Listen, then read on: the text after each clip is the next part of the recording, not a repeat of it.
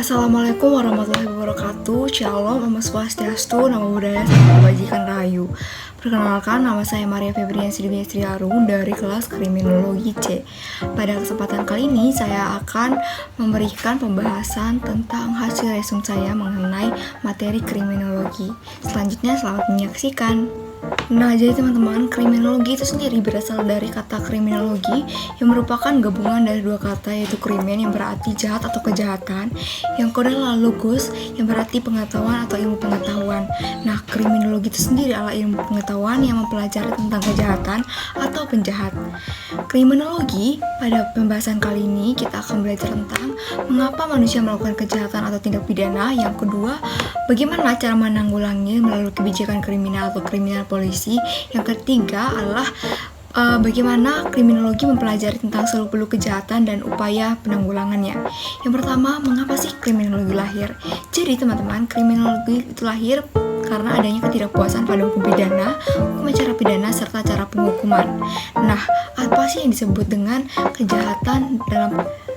Nah, yang kedua, kita akan mempelajari tentang objek dari kejahatan. Objek dari kriminologi. Yang pertama adalah kejahatan. Banyak pakar mendefinisikan kejahatan dari berbagai sudut.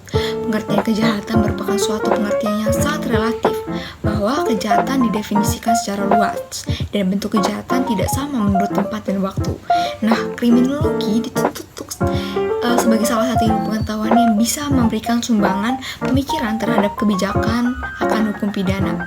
Yang kedua adalah objek dari kriminologi, yaitu pelaku yang dapat dikualifikasikan sebagai pelaku kejahatan. Yang dapat dikategorikan sebagai pelaku adalah mereka yang telah ditetapkan sebagai pelanggar hukum oleh pengadilan. Yang berikut adalah reaksi masyarakat terhadap kejahatan dan penjahat. Studi tentang reaksi masyarakat terhadap kejahatan dan penjahatan dilakukan sebagai upaya untuk mengetahui dan mempelajari pandangan masyarakat tentang perbuatan yang merugikan masyarakat, baik yang telah diatur dalam perundang-undangan pidana maupun yang belum. Kemudian adalah pengertian kriminologi menurut para ahli. Yang pertama adalah W.A. Bonger yang menyatakan bahwasannya kriminologi adalah ilmu pengetahuan yang bertujuan menyelidiki gejala kejahatan seluas-luasnya. Bonger juga membagi kriminologi menjadi dua, yaitu kriminologi murni yang mencakup antropologi, sosiologi kriminal, serta psikologi kriminal, psikopatologi kriminal, dan neurologi kriminal. Kemudian ada penologi kriminal.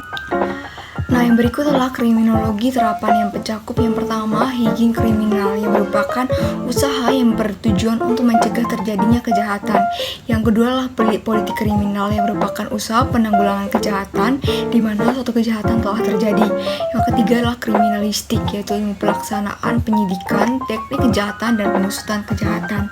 Nah, berikutnya adalah pakar Edwin Sutherland yang merumuskan kriminologi meliputi sosiologi hukum, yaitu kejahatan adalah perbuatan yang oleh hukum dilarang dan diancam oleh satu sanksi. Yang kedua adalah etiologi hukum, mencari sebab muasabab dari kejahatan. Yang ketiga adalah penologi, tentang ilmu hukuman.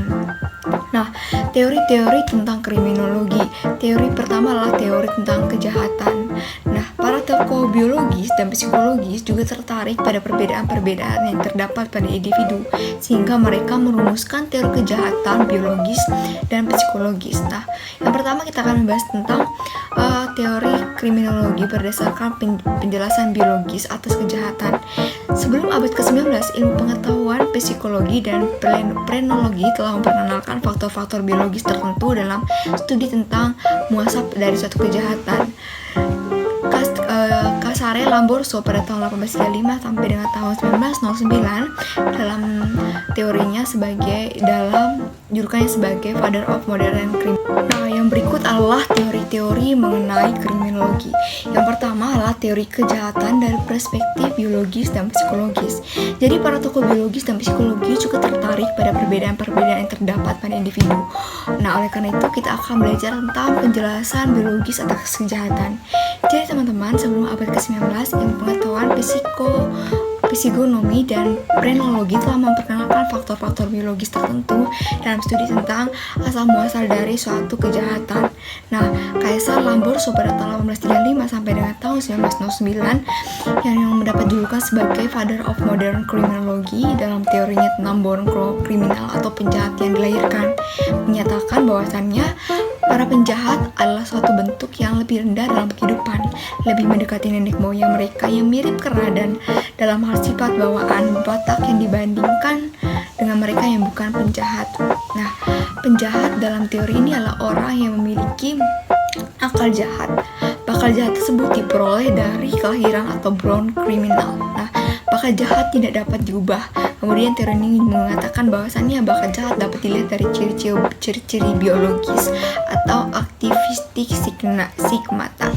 Kemudian di samping itu ada juga teori dari insting kriminal yang menyatakan bahwasannya penjahat tidak dilahirkan atau mereka menjadi penjahat sebagai hasil dari beberapa perubahan dalam otak, bukan karena dilahirkan. Kemudian ada juga teori kriminologi yang menyatakan bahwa suatu kelompok penjahat kambuhan atau pelaku kejahat karena nafsu dan berbagai tipe lainnya. Kemudian juga Enrico Ferri pada tahun 1856 sampai tahun 1929 memberikan pendekatan pada kesaling hubungan dari faktor-faktor sosial, ekonomi, politik yang mempengaruhi kejahatan. Ferri berpendapat bahwasannya kejahatan dapat dikontrol dan diatasi dengan perubahan-perubahan sosial. Kemudian ada Rafael Goralo yang menyatakan bahwasannya kejahatan dapat ditelusuri berdasarkan tingkah laku kejahatan bukan pada bentuk-bentuk fisik, tapi pada kesamaan-kesamaan psikologis yang disebut sebagai moral anomalis. Nah, kemudian ada aliran-aliran kriminologi. Yang pertama adalah aliran klasik yang menyatakan bahwa individu dilahirkan dengan kehendak bebas atau free will untuk hidup dan menentukan pilihan hidupnya. Nah, individu memiliki hak asasi di antara hak untuk hidup, kebebasan, dan memiliki kekayaan. Kemudian, pemerintah negara dibentuk untuk melindungi hak-hak tersebut. Nah, berdasarkan aliran ini menyatakan bahwasannya kejahatan merupakan pelanggaran terhadap perjanjian sosial, sehingga hukumannya hanya dibenarkan selama hukuman itu ditujukan untuk memelihara perjanjian sosial. Setiap orang dianggap sama di muka hukum, oleh karena itu setiap orang diperlakukan sama. Kemudian ada aliran positif yang mengatakan bahwa kehidupan manusia dikuasai oleh hukum sebab akibat, yang menyatakan bahwasannya masalah-masalah sosial seperti kejahatan dapat diatasi dengan melakukan studi secara sistematis mengenai tingkah laku. Tingkah laku kriminal adalah hasil kondisi yang abnormalitas.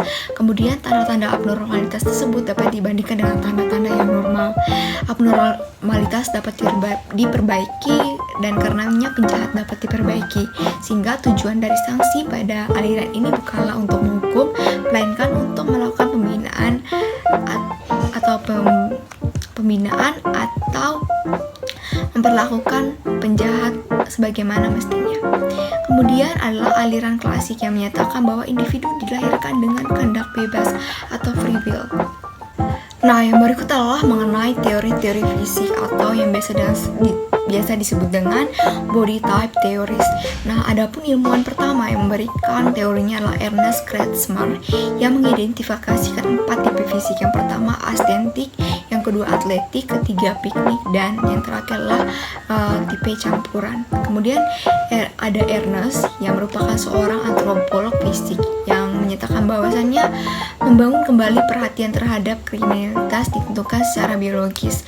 Ernest melakukan penelitian dengan menganalisa dan mendetail data-data lebih dari 17.000 kasus kriminal dan non-kriminal. Dia menyatakan bahwa para penjahat berbeda secara inferior dibandingkan anggota masyarakat lainnya dalam hampir semua ukuran tubuh serta fisik mereka. Kemudian ada William Haseldon yang menyatakan pemikirannya dalam 3 pendapat bahwasannya tipe-tipe fisik dari seorang kriminal adalah the endomorph atau memiliki tubuh gemuk, the mesomorph berotot dan bertubuh atletis, dan the ectomorph atau tinggi, kurus serta fisik yang rapuh. Kemudian ada Seldon yang menyatakan bahwasannya orang yang didominasi sifat bawaan atau mesomorph cenderung lebih dari orang lain untuk terlibat dalam perilaku ilegal. Nah, berikutnya kita akan belajar tentang disfungsi otak dan learning disabilitas.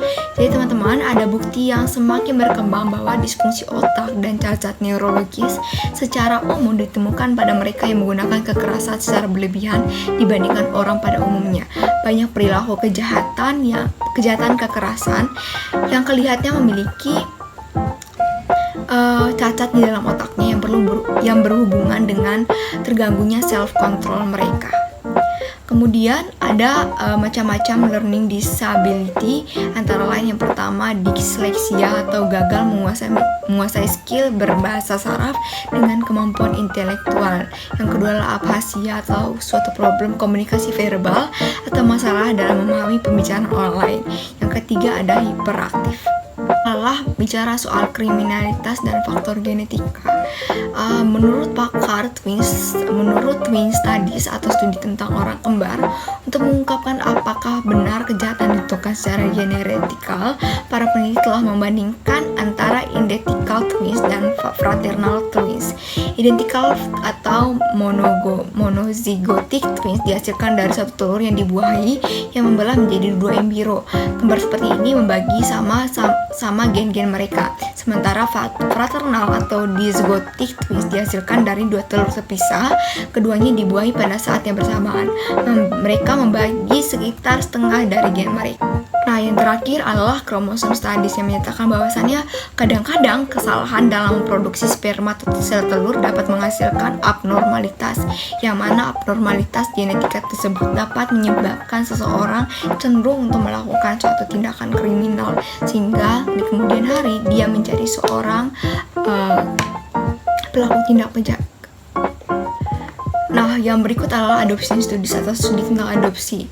Suatu jalan memisahkan pengaruh dari sifat-sifat yang dibariskan dengan pengaruh dari kondisi lingkungan adalah dengan melakukan studi terhadap anak-anak yang sejak lahir dipisahkan dari orang tua aslinya dan ditempatkan di keluarga angkat. Kemudian ada kromosom studies atau yang terakhir adalah kromosom studies yang menyatakan bahwasannya kadang-kadang kesalahan dalam memproduksi sperma atau sel telur dapat menghasilkan abnormalitas, yang mana abnormalitas genetika tersebut dapat menyebabkan seseorang cenderung untuk melakukan suatu tindakan kriminal, sehingga di kemudian hari dia menjadi seorang pelaku tindak pidana. Nah, teman-teman, itu saja yang bisa saya sampaikan dalam video singkat ini. Semoga resumen materi yang sudah saya sampaikan dalam video ini dapat bermanfaat bagi teman-teman yang menonton video ini. Sekian dan terima kasih. Shalom.